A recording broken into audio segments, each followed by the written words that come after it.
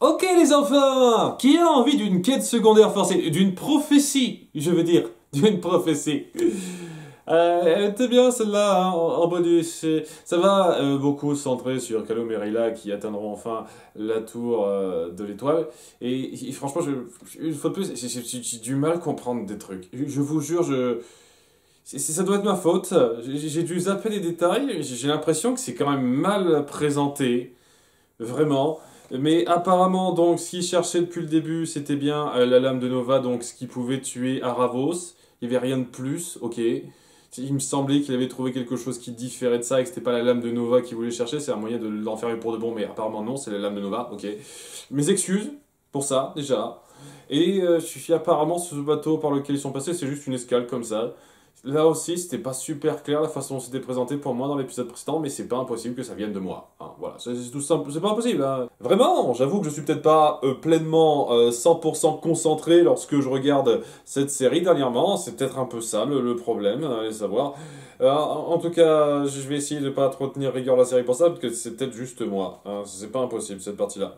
Néanmoins, pour le reste, ça, j'estime que c'est un peu légitime à critiquer. Donc, oui, on va d'abord faire le gros morceau et les petits trucs après. Et ils arrivent donc à cette tour astrale, c'est une espèce de tour un petit peu astral, quoi. Je sais pas quoi dire. Il y a une espèce de faisceau qui leur permet de monter, mais c'est une sorte de disque qu'il faut activer. On fait une espèce de gag là-dessus qui dure un petit moment pour faire le suspense, le petit danger, etc. Mais au bout du compte, c'est une fois activée. En deux moitiés. C'est-à-dire que tu n'actives qu'une moitié, il y a que cette moitié-là qui monte, c'est très bizarre. Comment ça marche? Je devrais juste attendre que tout soit activé, pas qu'une moitié qui marche. Enfin bon, c'est un détail. Ils finissent par atteindre le sommet, ils sont accueillis par l'ancien et tous les autres elfes stellaires qui sont autour. Et oui, il n'est pas très accueillant. Est-ce que vous êtes les deux élus? Pas forcément, je crois pas, non. On a une requête, par contre, non, lâchez-les, on s'en fout d'eux. Hein, ils les font tomber, ils manquent de crever. Il y a une scène assez inutile, mais histoire d'appuyer que les elfes stellaires sont pas des enfoirés tous, où l'orbe manque de tomber. Il y a la bestiole de Raya qui l'attrape. Elle ne pense pas utiliser ces putains de portails magiques pour se retéléporter juste sur la plateforme, ce qui est stupide de sa part, mais j'imagine qu'elle réfléchit pas à ce moment-là. Et donc, il y a ces deux elfes stellaires qui descendent pour la sauver. Parce qu'ils peuvent se créer des ailes avec leur magie, pas mal de trucs. Et donc, ils se présentent, ces deux-là sont de jeunes elfes stellaires qui sont beaucoup plus agréables, qui leur disent c'est dommage que vous soyez pas les deux élus, mais sans ça, vous pouvez pas vraiment parler à notre ancien et ils leur présentent quand même le coin où crécher, s'ils veulent rester un petit peu quand même. Alors, on n'est pas des chiens, on va vous accueillir le temps que vous partiez, quoi. Et c'est là qu'ils racontent leur vie, comme quoi ils ont, depuis leur naissance, les yeux bandés, et ils ne les ouvrent que lorsqu'il y a une nuit sans lune. Alors, déjà, je ne sais pas exactement ce qu'ils veulent dire par là. Je veux dire, il dit, ouais, on ne doit voir ni le soleil ni la lune, et donc il n'y a que les nuits sans lune, blablabla. Parce que la première chose qu'ils doivent voir, c'est seulement la lumière des étoiles. Et étant donné que le soleil est une étoile, ça devrait marcher avec ça, mais bon, niquez-vous, hein. Science magique, on s'en fout. Mais le truc avec ça, c'est que il n'y a pas d'éclipse lunaire ou d'éclipse solaire. C'est le principe. Bon, l'éclipse solaire, c'est pas tant le problème, mais les éclipses lunaires, ça arrive relativement fréquemment. Je pense même que ça arrive plus souvent que les éclipses solaires. Donc, je comprends pas. Je comprends pas le principe, mais on va dire que sur cette planète en particulier, ça n'arrive pas. Voilà, sans doute. Ou alors peut-être que il y a quand même le soleil qui est devant la lune. Enfin, c'est pas exactement ça. C'est pas le soleil qui est devant la lune. Qu'est-ce que je raconte comme connerie? Je sais plus exactement comment ça marche les éclipses lunaires. Je sais comment ça marche une éclipse solaire, mais une lunaire, je sais plus exactement. Donc,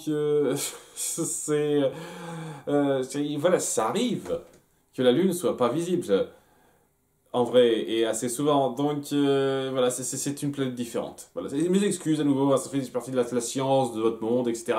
Mais ouais, c'est quand même un truc un peu particulier, quoi. De nous inventer ça pour dire pourquoi ils ouvrent pas les yeux, pourquoi il y a que leur ancien et le plus âgé qui est encore en vie, qui a eu l'occasion d'ouvrir les yeux une fois, parce qu'il n'y a que comme ça qu'on monte à un niveau spirituel élevé, ou je sais plus trop comment ils le présentent, je sais pas si ça va être important ou pas, mais étant donné qu'ils font un peu un laïus là-dessus, j'imagine que oui, pour au final se rendre compte, après donc cette petite exposition sur leur vie, que Rayla et Kaloum seraient peut-être en fait les deux élus. Parce que voilà, c'est un humain, une elfe, un, un mage et une guerrière, comme la prophétie le dit. Il y a une prophétie qui existe qui dit qu'il y a deux élus qui doivent accomplir une quête super importante, et grâce à ça, bah, ils peuvent parler à l'ancien puisque ce sont les deux élus.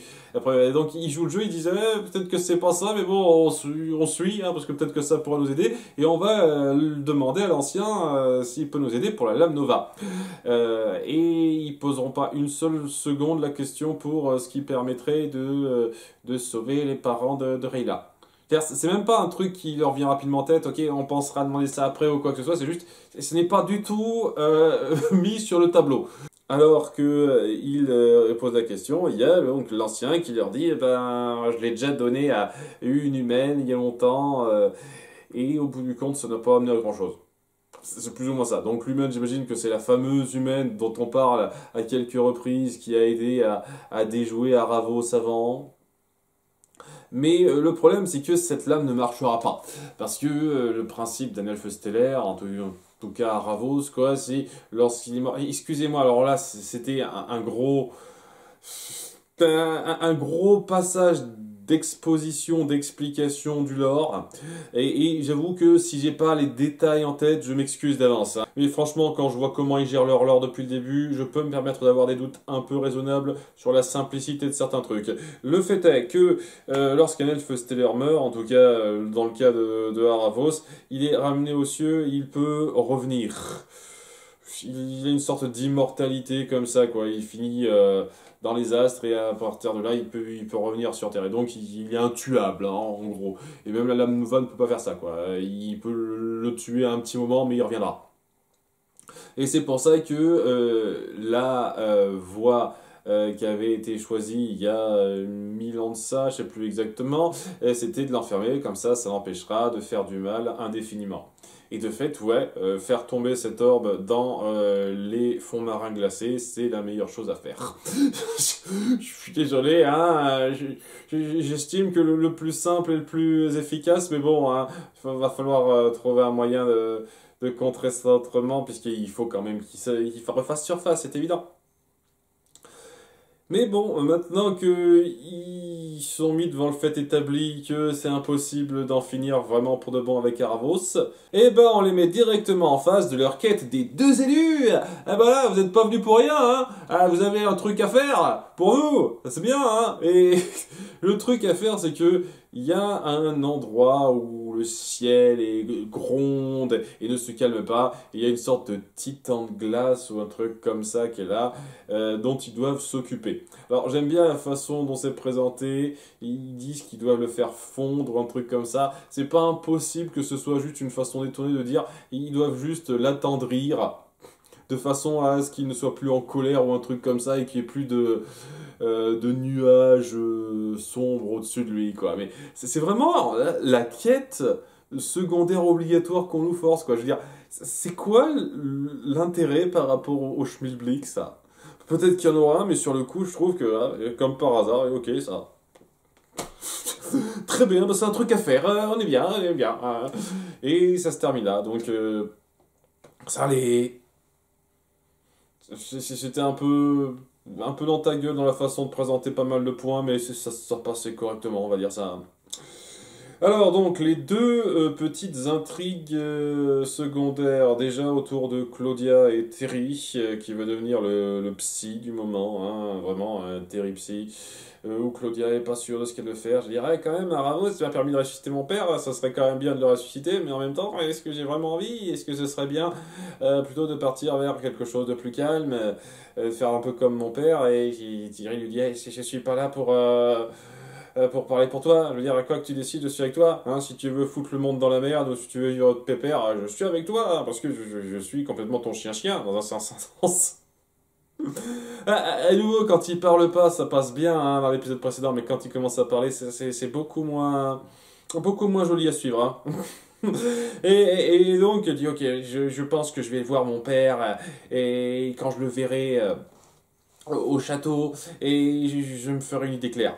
Et j'imagine qu'elle arrivera à un moment pas super, où il sera maltraité, il dira, ah, comment osez-vous, puisque c'est comme ça, je vais ressusciter à vous, ça, bande d'enfoirés. J'imagine que c'est ça. Mais bon, il y a aussi une petite parenthèse pour nous faire craindre qu'elle rechute. Alors bon, elle est au stade, j'utilise la magie noire comme je l'entends, et c'est que maintenant qu'on essaye d'appuyer que ça peut être une drogue ou mauvais, vraiment, de son point de vue, je veux dire. Bien entendu, maintenant, depuis quelque temps, on sait que c'est pas quelque chose de bien, on peut être manipulé, tout ça, mais de son point de vue, ça n'a jamais été quelque chose de mauvais parce que elle utilisait ce que la nature lui offrait en contrepartie de sorte qui lui permettait de faire des choses qui l'arrangeaient bien, mais des fois qui allaient assez loin. De fait, j'estime que de son point de vue, je vois pas pourquoi elle considérait que la magie noire soit quelque chose de néfaste qu'il faudrait arrêter.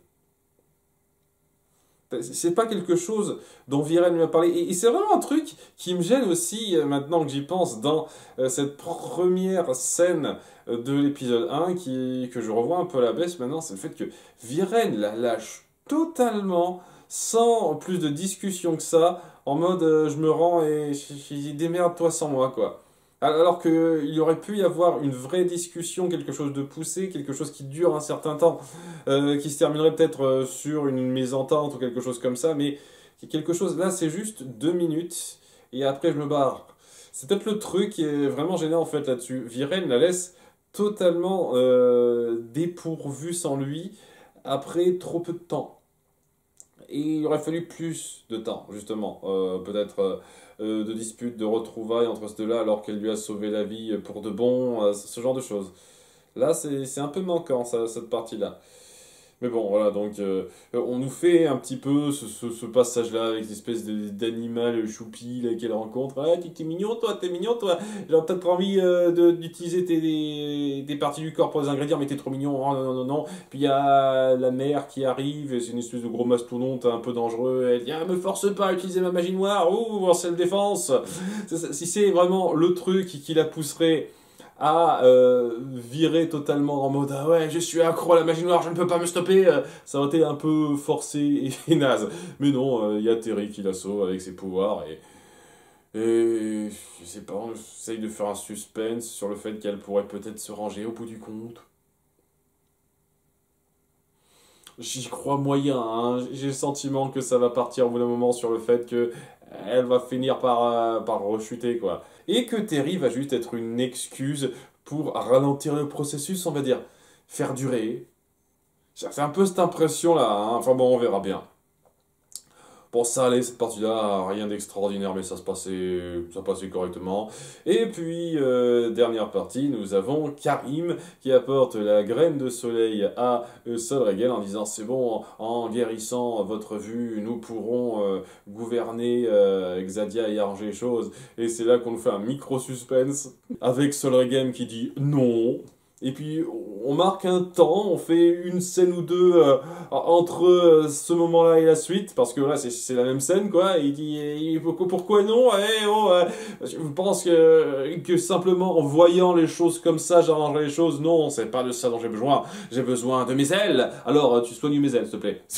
Ma vue ça va, il n'y a pas de problème, et voilà, c'est bon, je te suivrai, je vais tout foutre en l'air, et je vais tout restaurer comme tu l'entends, et je suis le gros méchant secondaire. Ok, ok, non, c'est pas mal, j'ai tendance à un petit peu traiter ça en ridicule, mais ça va, c'est bien, ça passait tout à fait correctement cette partie-là. Et puis, pour terminer, parce qu'il y a pas mal de trucs qui se passent dans cet épisode, il y a la scène de fin où Soren et compagnie retournent au château, et où il fait ses petits délires, il peut pas s'empêcher de l'ouvrir, Soren, il y a vraiment un manque chez lui, il a besoin de l'ouvrir à chaque fois. Et lorsqu'il raconte sa vie, il se retrouve en plein milieu d'un conseil des trois grands penseurs du royaume entre Rezaran au pays et le putain de boulanger. Ah, et excusez-moi, Batrapat aussi, Batrapat, hein, j'ai oublié le quatrième. Pour savoir quoi faire de Viren, et donc il renseigne Soren que Viren est là. Ouais. Il est dans les cachots, et donc Soren est un petit peu chou, et j'espère qu'on fera enfin quelque chose, putain, entre ces deux-là. Vraiment, parce que pour l'instant, il n'y a rien eu entre eux depuis cette scène de finale de saison 3 où ils coupaient les ponts de façon un peu dramatique en tuant une espèce de clone. Cette partie-là était forte, mais après, rien eu depuis, alors qu'il y avait clairement moyen de faire quelque chose. Donc, j'espère qu'on fera un truc. J'espère. Voilà, bon, cet épisode était correct globalement, hein. Rien de sensationnel personnellement, mais ça met en place des trucs. Et ça le fait acceptablement. Voilà. À bientôt pour l'épisode 5. Bye!